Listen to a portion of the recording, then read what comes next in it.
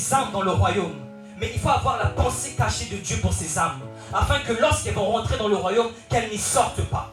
Parce que c'est une chose de gagner les gens, c'est une autre de les garder en Christ. Amen. L'apôtre Paul va dire une chose.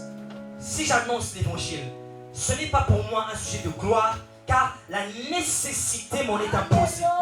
La nécessité m'en est imposée. Autrement dit, tu n'as pas le choix que d'annoncer l'évangile. Amen. Jésus-Christ est un trésor, est un cadeau. C'est comme si tu avais trouvé un trésor, un cadeau, et tu veux le garder pour toi. C'est de l'égoïsme. Lorsqu'on a reçu quelque chose de précieux, lorsqu'on a reçu quelque chose qui a de la valeur et qu'on aime les gens autour de nous, on veut leur partager cette bonne nouvelle. Parce que évangile signifie bonne nouvelle. Et en fait, partager l'évangile, c'est dire tout simplement la bonne nouvelle de Christ. Et Paul dit, la nécessité m'en est imposée.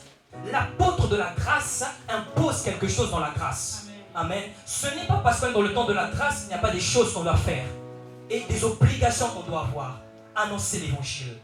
Amen. Et il dit, ce n'est pas un sujet pour se glorifier. Il dit, malheur à moi si je n'annonce pas l'évangile. Amen. Des fois, on cherche le diable trop loin. Mais vous savez que si vous ne respectez pas les principes de Dieu, ça attire la malédiction de votre côté. Amen. Parce que Dieu nous a sauvés. Il nous a sauvés pour que nous ayons sauvé d'autres personnes. Alléluia. C'est comme ça que Dieu fait. Il choisit un homme, il appelle, il le qualifie, et cet homme va et travaille pour lui et en sauve d'autres. Alléluia. La nécessité, mes bien-aimés, il faut annoncer l'évangile. Et annoncer l'évangile, c'est parler de Jésus. Des fois, il y a des personnes qui me disent, mais je ne connais pas assez la Bible. Qui t'a dit qu'il fallait connaître assez la Bible pour parler de Jésus? Amen. Dis ce que Jésus a fait pour toi. Qu'est-ce que tu étais? Qu'est-ce que tu es devenu? Et où est-ce que tu vas? Amen. Annoncer l'évangile, c'est juste présenter le Seigneur Jésus-Christ. Et les gens ne sont pas touchés lorsqu'on prêche l'évangile parce qu'on ne prêche pas Jésus. On prêche des choses qui ressemblent à Jésus, mais on ne prêche pas Jésus. Parce que le Jésus de la Bible, il attire. Parce que le Jésus de la Bible, les foules le suivaient parce qu'il était particulier. Amen. Et c'est ce Jésus-là que Dieu nous demande d'annoncer. Pas ton Jésus à toi, pas des idées à toi, mais le Jésus de la parole. Amen. Et si le ministère de Paul avait autant de succès, c'est parce qu'il était focus sur Jésus-Christ. Sois focus sur Jésus-Christ lorsque tu annonces l'évangile. Amen. Je continue. Il dit, si je le fais de bon cœur, j'en ai la récompense. Mais si je le fais malgré moi, c'est une charge qui m'est confiée. Amen. L'apôtre Paul n'annonçait pas juste l'évangile, il prenait du plaisir à annoncer l'évangile. Mais pour prendre du plaisir à parler de quelqu'un, il faut d'abord l'aimer. Il faut d'abord apprécier cette personne. Il faut reconnaître que cette personne est digne d'être annoncée. Amen. Nous n'arrivons pas à être efficaces dans l'évangélisation parce que nous parlons d'un Jésus théorique. Tu dis aux autres que Jésus est amour, mais tu n'as jamais expérimenté l'amour de Dieu. Tu dis aux gens que Jésus est puissance, mais quand on te voit, on ne voit pas la puissance de Dieu. Ce qui donne la force à l'évangile, c'est ce que Jésus a fait dans ta vie. Amen. Et en fait, l'évangile, c'est annoncer ça. Amen. Si tu dis aux gens, Jésus sauve, Jésus guérit, Jésus sanctifie, mais tu es dans le péché, ça ne sonnera pas bien dans leur esprit. Amen. J'aime vous dire, la bouche dit ce que tu dis, mais l'esprit des gens entend ce que tu vis, ce que tu es. Et c'est ça qui touche les cœurs. Amen. L'apôtre Paul annonçait l'évangile avec joie. Aujourd'hui, l'Église a du mal à évangéliser parce qu'on a mis l'évangélisation de façon occasionnelle. L'Église primitive vivait dans un contexte d'évangélisation. Il vivait dans un contexte de persécution.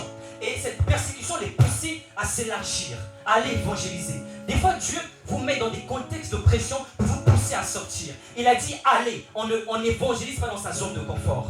On sort de ses gants pour aller annoncer l'évangile. Amen. Si tu veux rester tout le temps dans ta zone de confort, tu ne seras jamais efficace dans l'évangélisation.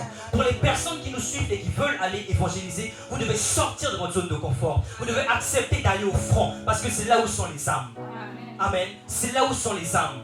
Et l'apôtre Paul était arrivé à un niveau où il dit dans Corinthiens 11, soyez des imitateurs comme je suis imitateur de Christ. Il y a un niveau où tu n'annonces plus l'évangile, mais en te voyant, on lit l'évangile dans ta vie.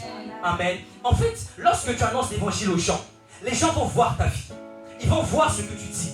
Tu annonces aux gens la sainteté, mais ils savent que tu es dans le péché. Tu annonces aux gens une certaine attitude, mais ils connaissent ton mauvais caractère au travail. Maintenant, comment vas-tu les gagner?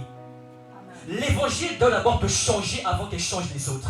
Pendant que tu l'annonces, la transformation se fait d'abord de ton côté avant de se faire du côté des autres. vas aller évangéliser, sois sûr d'être quand même évangélisable. Amen.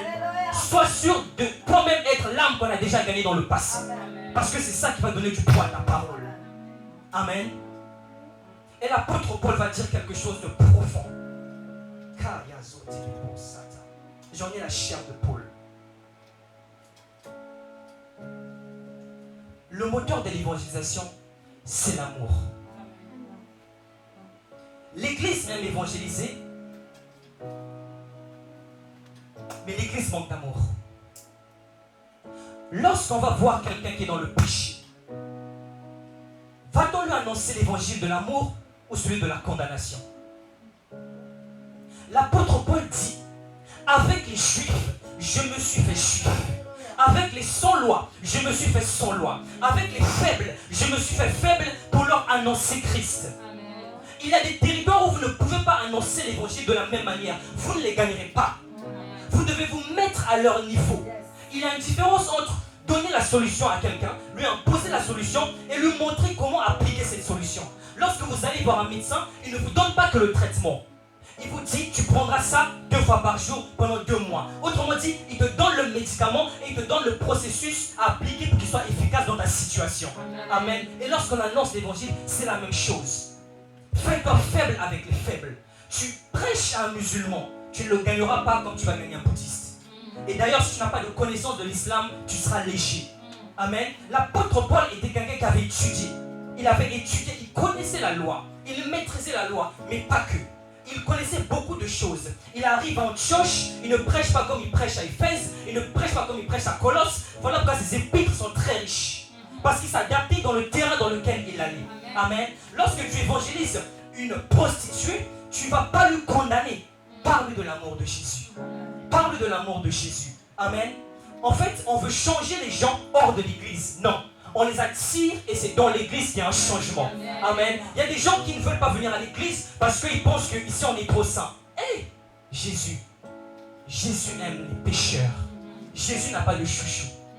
C'est la parabole du fils prodigue. Le fils qui était resté dans la droiture, il pensait que le père l'aimait plus. Il a dit non, ton frère est revenu. Réjouissons-nous. Amen. Ces âmes, Dieu les aime.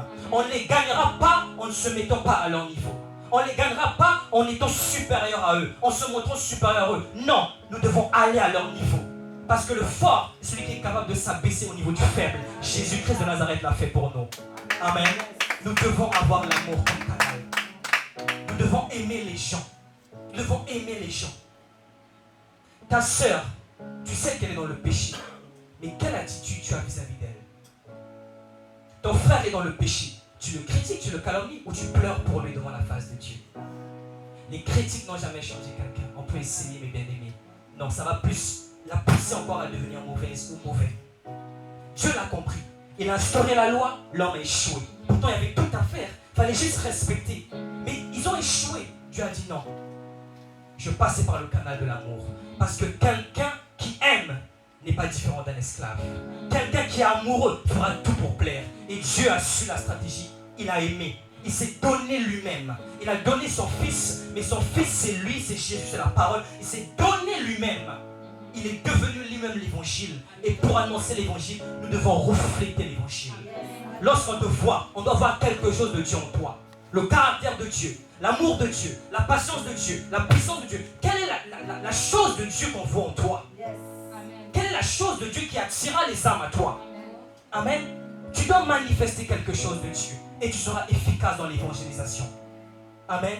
Et lorsqu'il va leur dire, dans Actes, il va dire, vous serez mes témoins, vous recevrez une puissance, Acte 1:8, vous serez mes témoins. Il va dire une chose, à Jérusalem, à Judée, en Samarie et jusqu'aux extrémités de la terre. Amen. Mais voici, il ne va pas commencer aux extrémités de la terre, il va commencer à Jérusalem. Jérusalem, c'est ta famille. Jérusalem, c'est ta famille. Dieu m'a dit, il y a une onction de l'évangélisation qui ne se débloquera pas tant que tu n'es pas vainqueur à Jérusalem. Si tu vins à Jérusalem,